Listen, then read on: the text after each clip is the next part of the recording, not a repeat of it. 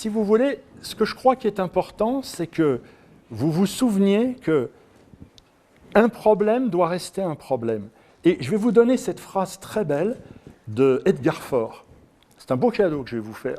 Edgar Faure est un type que j'aimais beaucoup, il avait beaucoup d'humour. Edgar Faure, il a dit « Un ennemi, c'est quelqu'un avec qui vous n'avez pas encore pris le temps de déjeuner. » Un ennemi, c'est quelqu'un avec qui vous n'avez pas encore pris le temps de déjeuner. Qu'est-ce que c'est fort? Plus vous avez un problème avec quelqu'un, plus il faut se rapprocher de votre peur. Mais attention, pas dans la machine, pas à la cafétéria de Gênes.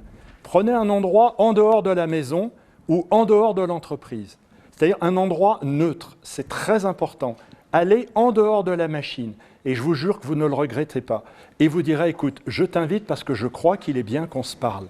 Mais en dehors de la machine, d'accord? En dehors de la loi. Nous avons tous un secret. Le secret, c'est l'attractivité.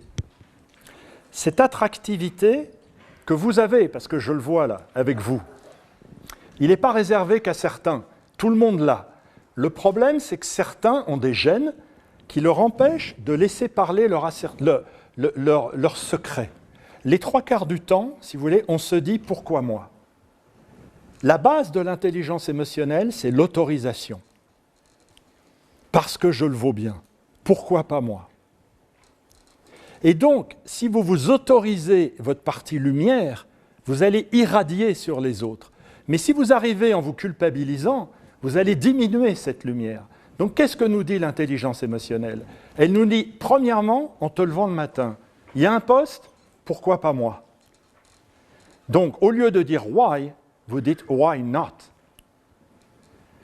Pourquoi est très castrateur. Et pourquoi pas? Pourquoi pas ouvre beaucoup. Donc, notez-le bien. Et pourquoi pas est une extraordinaire phrase d'intelligence émotionnelle parce que ça ouvre. Maman, je peux sortir demain soir avec mes copains? Ah, pourquoi pas? Tu veux dire que tu n'es pas d'accord? Attends, je n'ai pas dit que je ne suis pas d'accord, ma chérie, je vais réfléchir. Et pourquoi pas, ce n'est pas pourquoi. Pourquoi l'enfant va le prendre comme une intégration dans son univers.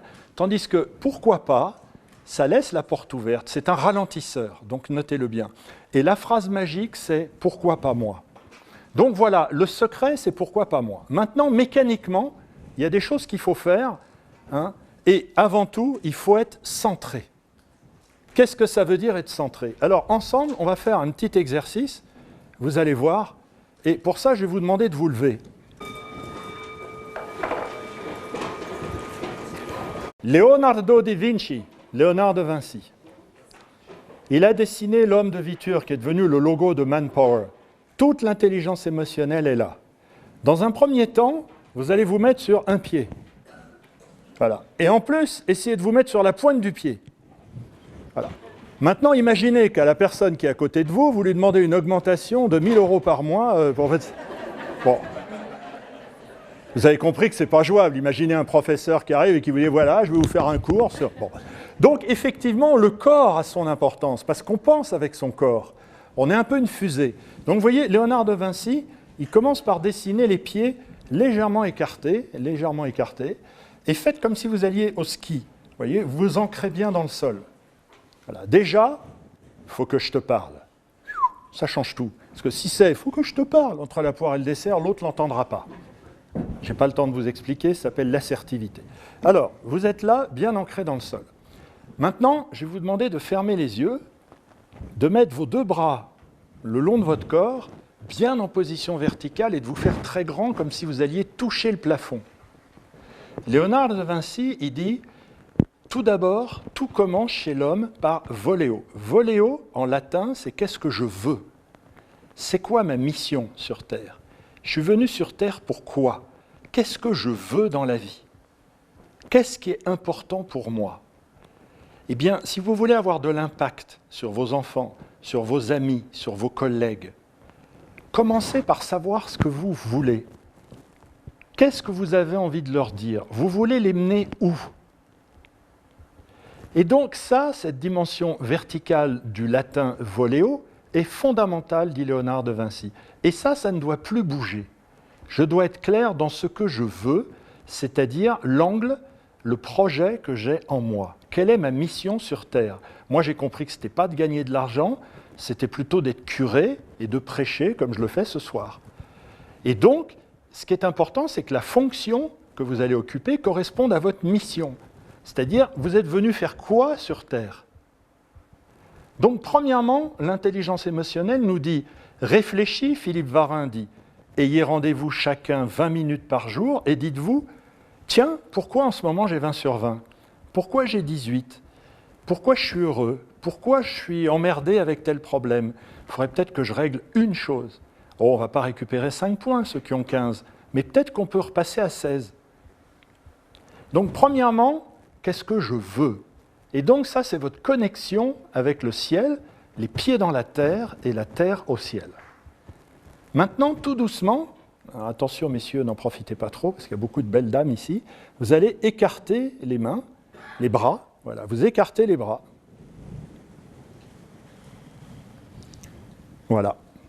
Et là, vous avez bougé les bras, mais attention, sans bouger le corps. Non, il ne faut pas bouger le corps du tout.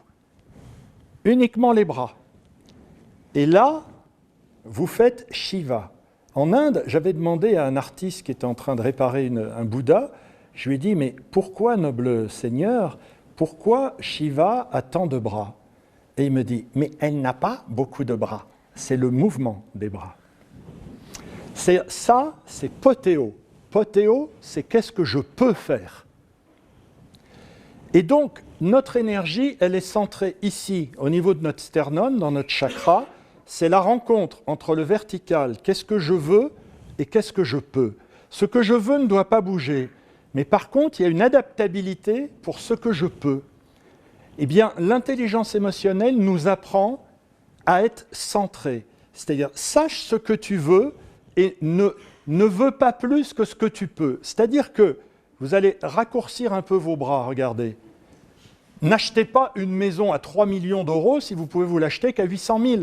Parce que sinon, vous allez être comme ça et du coup, vous allez être stressé. Parce que vous ne pouvez pas. Alors regardez, on va faire ça. Tu peux filmer ça, tu vas t'éclater.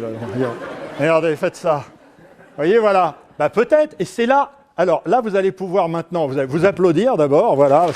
C'est magnifique. Et regardez. C'est ça, petit à petit, l'oiseau fait son nid. Alors, qu'est-ce que je peux commencer à faire? Ben, vous commencez à faire ça, allez-y, faites ça. Puis après, hop, maintenant je peux ça, maintenant je peux ça, puis maintenant je peux ça, puis je vais m'adapter. Mais je continue à savoir ce que je veux. Alors, la formule magique à noter, notez-le, c'est « a miracle at a time », c'est-à-dire un miracle à la fois. Notez-le. C'est la clé de l'intelligence émotionnelle. La clé de l'intelligence émotionnelle, c'est un miracle à la fois. Les gens qui sont stressés, c'est les gens qui veulent tout en même temps. Alors ça devient un vrai ventilateur. Et alors ici, au niveau du chakra, c'est très encombré et du coup, ça se traduit par un accident cardiovasculaire. Et ce qui est important, c'est qu'ici, ça respire. Tenez, vous allez mettre vos mains comme ça et vous allez, regardez, vous allez tous faire ça, regardez. Hop, voilà. Voilà. Ça, c'est important. Et bien moi, je le sens. Je sens qu'ici, là, vous commencez à être posé, vous voyez, mais très vite, c'est venu. Eh bien, c'est ça que l'autre va ressentir en face. Alors, ça se sent, le charisme passe par le chakra qui se trouve ici, et ça se transmet par le regard. Le regard, nos yeux ne sont pas une caméra, c'est un projecteur. C'est le projecteur de l'énergie qu'on a en soi. Mais, quand la personne rentre dans la pièce, ça se passe toujours ici, on voit si la personne est centrée ici. C'est un Wi-Fi. Et ce Wi-Fi, on le sent. Ça ne se voit pas. Napoléon était petit, De Gaulle est très grand. Tous les bouquins qui existent, qui vous disent « faut parler fort », tout ça, c'est pipeau. Ce n'est pas des livres sur le charisme, c'est des livres de com. Moi, je vous parle du vrai charisme. Le charisme, c'est quand vous êtes centré et que vous dégagez un Wi-Fi qui est équilibré. Et l'enfant, notamment, le sent. Les animaux le sentent. Les chats, notamment. Les chats le sentent très bien et du coup deviennent des vrais chiens. Moi, mon chat, j'avais des vraies conversations avec lui. Surtout quand j'ai divorcé. Il faut dire que c'était un mâle, ça aide. Alors je lui disais, hein Gribouille, c'est dur les femmes. Parce que j'étais centré. Mais mes filles qui tiraient la queue du chat et qui s'amusaient, elles ne dégageaient pas de Wi-Fi. Donc le chat qui est féminin est très sensible, plus que le chien. C'est comme le cheval. Le cheval, moi je travaille beaucoup avec des managers, avec les chevaux, c'est fondamental. Le cheval, si vous n'êtes pas centré, il ne vient pas vers vous. Parce que s'il sent que vous êtes... Lui, en plus, il a 4 raisons d'être ancré. Hein, nous, on n'en a que 2. Ben, il faut que ça compte pour 4. Donc, il est très important d'être ancré dans le sol. Voilà. Alors, chose que je voulais vous dire après, c'est la dernière chose avant qu'on passe aux émotions. Notez-le bien, nous est une personne à part entière. C'est tellement important. Vous savez, le jour où j'ai découvert ça, ça a changé ma vie et j'ai réussi mon divorce. Pourquoi ? Parce que très souvent, on est dans l'échange et on n'est pas dans le partage. L'échange et le partage, ça n'a rien à voir. L'échange, c'est commercial, c'est toi contre moi. Le partage, c'est avoir compris que nous est la troisième personne, le fameux Saint-Esprit. Et qu'on peut très bien avoir une personne bien à côté, mais que le nous ne fonctionne plus. Et c'est comme ça que j'ai réussi mon divorce. C'est-à-dire que j'ai très bien compris que la femme avec qui j'ai passé 15 ans était quelqu'un de très bien, c'était le toi, il y avait le moi, mais c'était ridicule de dire « ouais, puis toi, t'as fait… » C'était une peine perdue. C'est tout simplement que le nous avait cessé son chemin. Et ça, c'est très important, notez-le bien. Nous est une personne à part entière. Si vous avez 3 enfants, c'est pas pareil de discuter avec les 3 enfants en même temps, ou uniquement avec votre fils, ou uniquement quand il y a les parents, ou quand il y a uniquement les filles. C'est-à-dire qu'on ne se raconte pas les mêmes choses. Vous invitez un ami de plus à dîner, ça change toute la tablée du dîner. Ça change le nous. Eh bien, arrêtez de reprocher à l'autre. Posez-vous plutôt la question, quel est le nous ? Est-ce qu'on prend assez soin de nous ? Et ça, c'est une belle proposition. C'est une proposition de vie qui ne vous stressera pas. Et de dire, mon chéri, j'aimerais qu'on t'en parle et que dorénavant, on prenne un peu plus soin de nous, car je pense qu'on a été peut-être toi de ton côté et moi de mon côté. Et il faut peut-être restructurer le nous. Eh bien, le nous, on le voit maintenant en termes d'intelligence émotionnelle. Alors là, je n'ai pas le temps de vous l'expliquer. En tout cas, notez-le, nous est une personne à part entière. Et ça m'a permis de me quitter en très bons termes avec mon ex-femme. C'est-à-dire qu'on a compris que ce n'était pas la peine de se jeter les affaires à la figure, c'était ni toi ni moi, c'est que le nous avait fini son chemin. Et ça a permis de régler bien des choses avec beaucoup de paix. Alors ça, je vous le souhaite, et je souhaite que vous le mettiez en application. Nous est une personne à part entière. Si vous voulez, la base de l'intelligence émotionnelle, le trust en américain, est très simple. Je fais ce que je dis et je dis ce que je fais. C'est clair. On l'avait vu ce matin, excusez-moi, tout à l'heure.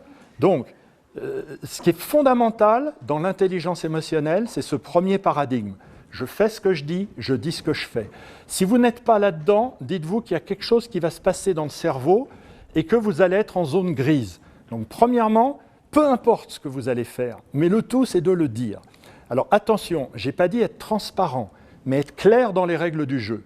Notez-le bien. La transparence, je n'y crois pas. L'intelligence émotionnelle nous dit, Nietzsche d'ailleurs dit, il y a de l'indécence à montrer ses 5 doigts. On a tous un petit jardin secret, on a un truc. Mais au moins que les règles du jeu soient claires. Voilà, c'est ça, c'est au niveau des règles du jeu. Et l'intelligence émotionnelle nous dit ça. Deuxièmement, c'est, et ça je ne suis pas inquiet avec vous, c'est être 100% là.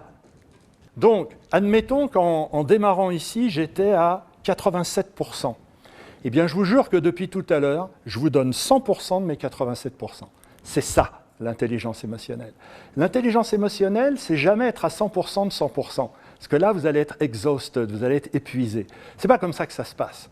Mais le jour où il y a l'épreuve, le championnat, le machin, c'est donner tout ce qu'on a dans le ventre et de se dire « j'ai été là ». Peu importe qu'on divorce, qu'on machin, qu'on rate un truc. Mais est-ce que j'étais là ? Alors, beaucoup de jeunes, ils sont tout le temps avec leur iPad, leur machin. Moi, quelqu'un qui ne me regarde pas dans les yeux et qui n'est pas complètement là avec moi, il n'a plus l'affaire. Moi, ce qui me frappe avec les patrons, c'est que plus je monte dans la hiérarchie et que je suis avec des gens valables, mais le mec, il est complètement là. Ça ne lui viendra pas l'idée de laisser son iPhone sonner, etc. Il est 100% là. Alors, des fois, ils sont fatigués, ils sont même des fois en burn-out, puisque j'en coach, mais au moins, ils sont là. Donc, le vrai respect, notez-le, c'est être là. Et je dirais même que vous n'aurez plus du tout de regrets après, notez-le bien. C'est-à-dire que quand on a donné ce qu'on avait dans la relation, dans son travail, comme vous dans la conférence depuis tout à l'heure, bien en partant, je sais que vous n'aurez rien raté. Moi, je vous aurai donné tout ce que je peux, et vous, vous aurez pris ce que vous pouvez. Du coup, il n'y aura pas de regret. Donc, notez-le. La bonne affaire, quand on est là, c'est qu'il n'y a plus de place pour le regret, parce qu'on a livré la bête. Tandis que moi, ce que je me suis dit quand j'ai divorcé, je me suis dit, étais-tu vraiment là? Est-ce que nous étions vraiment ensemble? Et là, presque la dépression qui est venue. Ça a été très dur pour moi. Alors je me suis dit, plus jamais.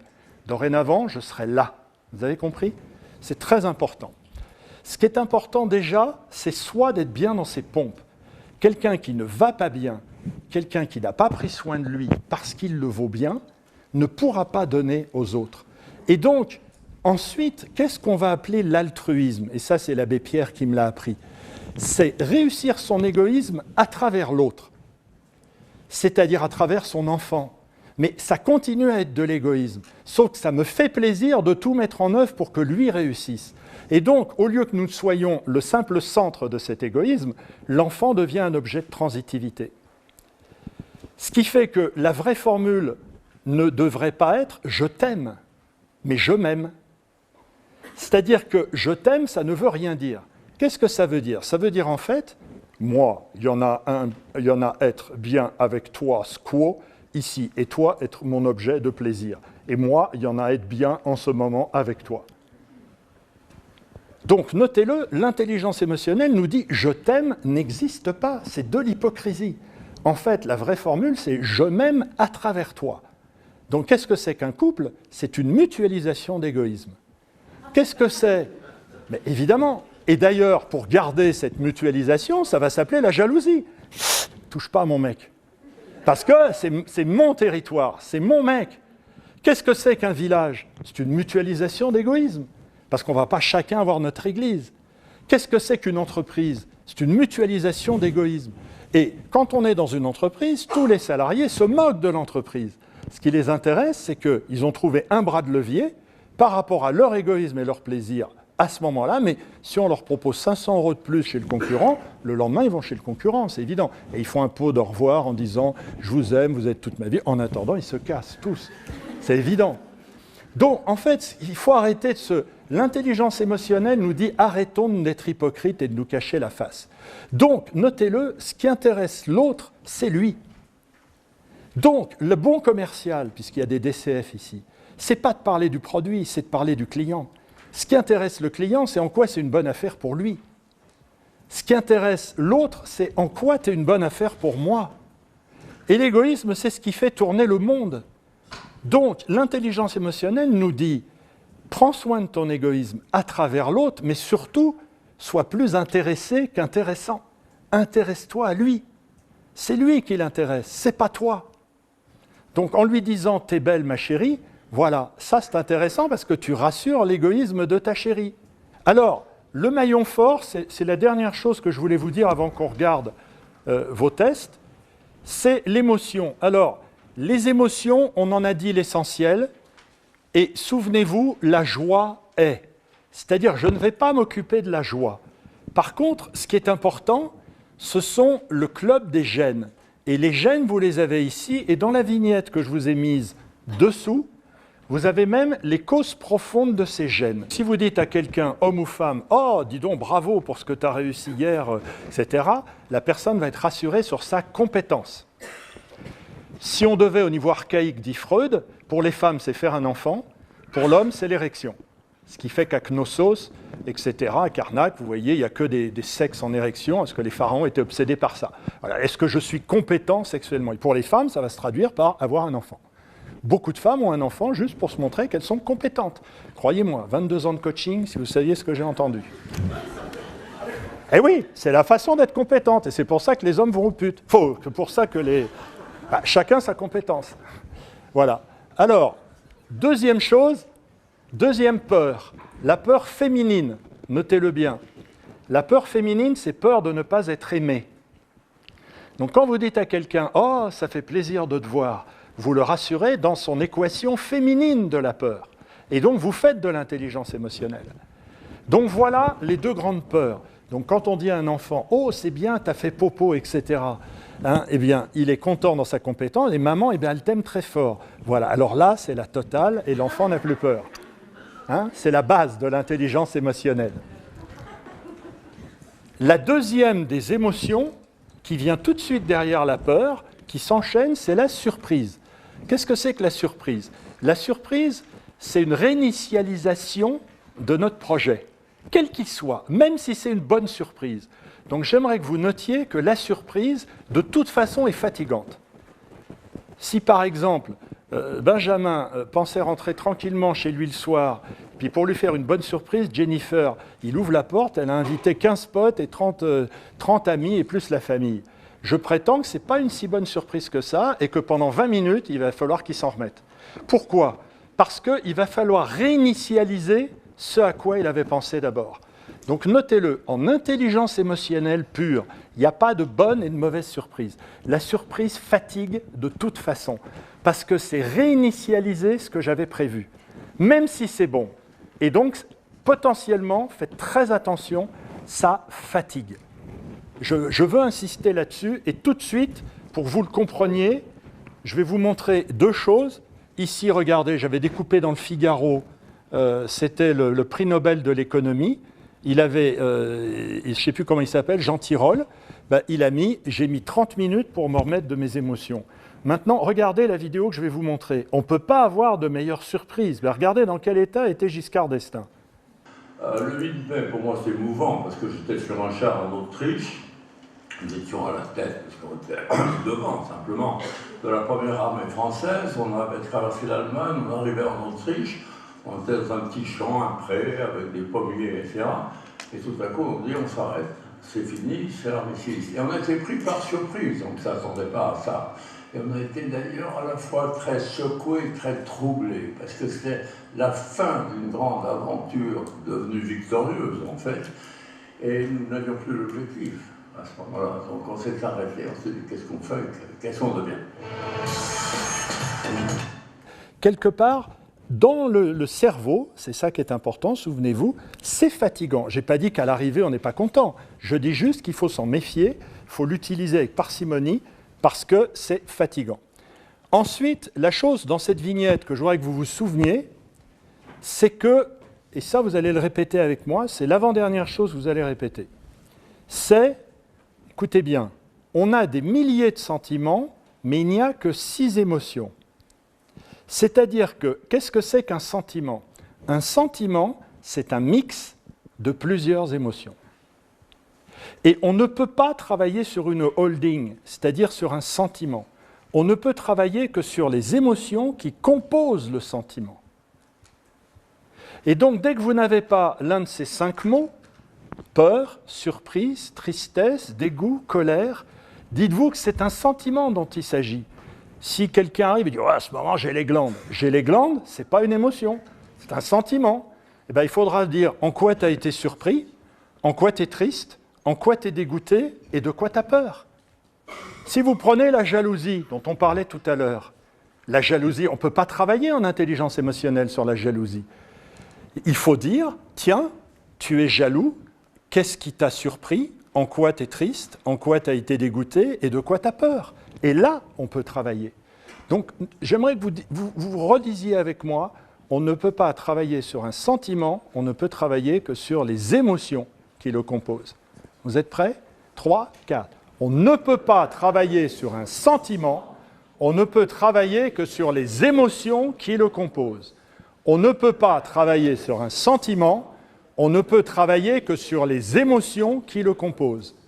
On ne peut pas travailler sur un sentiment, on ne peut travailler que sur les émotions qui le composent. Applaudissez-vous. Et alors, pour terminer sur cette vignette, je dirais que la porte d'entrée la plus élégante, notez-le, c'est la surprise. C'est-à-dire si, par exemple, votre chéri, suite à une soirée, commence à vous faire une crise de jalousie, si vous lui dites « de quoi tu as peur, en quoi tu es dégoûté », ça ne le fera pas. C'est un peu hard. Tandis que si vous lui dites « qu'est-ce qui t'a surpris ?» Et ça marche particulièrement en entreprise, parce que je sais qu'il y a des gens ici qui sont peut-être dans les RH ou autres. Donc, pensez que la surprise est la porte d'entrée la plus élégante. Quand vous sentez que quelqu'un a une colère, puisque la colère est la résultante qui éclate au bout de toutes ces émotions. La colère est toujours le bruit de toute cette roue des émotions. Donc ce qui est intéressant, ce n'est pas la colère en tant que telle, c'est où est le dégoût, où est la tristesse, où est la surprise, où est la peur. Quelqu'un qui est en colère, si vous commencez par lui dire « Mais mon chéri, qu'est-ce qui t'a surpris? Qu'est-ce qui s'est passé ?» Eh bien là, c'est une porte élégante. Mais si vous commencez par lui dire de quoi tu as peur, ça ne le fera pas. Donc pensez à cela, la porte d'entrée la plus élégante, c'est la surprise. Et particulièrement, évidemment, en entreprise. Mais pensez à agir, action. C'est-à-dire l'intelligence émotionnelle, c'est action. Et dites-vous qu'il y a un livre qui vient de sortir sur le pape, qui s'appelle « Ainsi fait-il ». Il y en a marre des soit-il, les gens, ils conduisent mal. Non, et moi, je fais quoi? Qu'est-ce que vous faites? Alors regardez ce Just Do It avec cet acteur américain absolument génial. Et ensuite, on fera une petite cérémonie de fermeture. Do it! Just do it! Don't let your dreams be dreams. Yesterday, you said tomorrow. So just do it! Make your dreams come true! Just do it! Some people dream of success while you're going to wake up and work hard at it. Nothing is impossible. You should get to the point where anyone else would quit, and you're not going to stop there. No, what are you waiting for? Do it! Just do it! Yes, you can! Just do it! If you're tired of starting over, stop giving up. L'idée, c'est just do it. Qu'est-ce que vous allez faire? Parce qu'il y a un phénomène qu'on appelle le big mo aux États-Unis. Le big mo, c'est le big moment. Quand on a vécu quelque chose de fort comme ce soir, pendant 21 jours, vous allez être transporté par cette énergie. Mais si vous ne la mettez pas en action dans les 21 jours, c'est foutu. Quand vous allez à un spectacle et que vous êtes encore rempli de cette énergie, vous avez 21 jours. Donc il vous reste 21 jours à partir de maintenant pour mettre en route quelque chose. Donc ce que je vous souhaite, c'est que chacun vous mettiez en route un élément que vous avez soit appris, soit découvert, soit re-appris ce soir, car je ne vous ai rien appris. Je n'étais qu'un perroquet. Je n'ai rien inventé. Yes!